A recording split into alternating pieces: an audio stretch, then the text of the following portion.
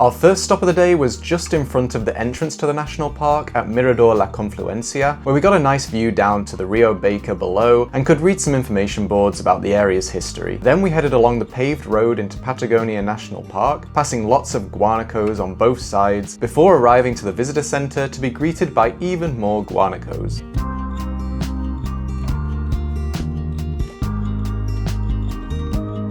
Before setting off out into the park, we had a wander around the detailed museum at the visitor center, which provided lots of useful information about the wildlife and geography of the area. Then we made our way to the trailhead for the Sendero Cañadón Chacabuco. That is Chile's newest national park, which is very surprising when you consider that no other national park has been given the name Patagonia National Park before. A lot of different trails all across the park that you can do. So we're trying to do a couple of short ones. We're doing the Cañadón Chacabuco, which is sort of 5 kilometer out, 5 kilometers back, out to this suspension bridge that goes across the canyon, and get some nice views as we walk across the steps, see some guanacos, maybe some pumas, who knows.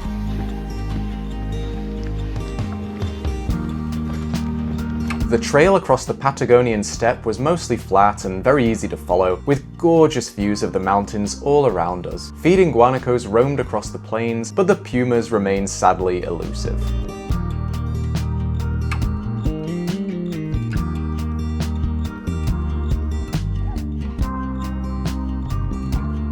We've arrived at the end of the hike. The culmination of this whole hike is this pretty epic suspension bridge across the Chacabuco River. Pretty crazy. And it's a long way down. The views both ways are insane. Wow. Look at this. So narrow. Yeah, not a good one to do if you have a fear of heights, I don't think. Don't drop anything. Wow.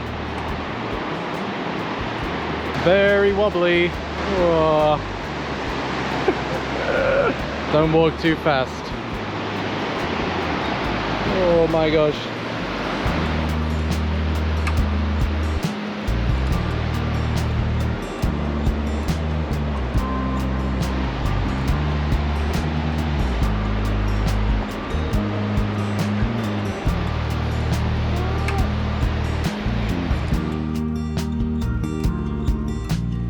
We sat and admired the breathtaking view for a while before heading back across the bridge and following the path back to the car. We began to drive further into the park with the intention of reaching that other viewpoint, and the landscape just got increasingly impressive the further we went. However, the road conditions did start to deteriorate and it was getting a bit later in the day, so in the end we decided to call it quits and turned around and headed back out of the park.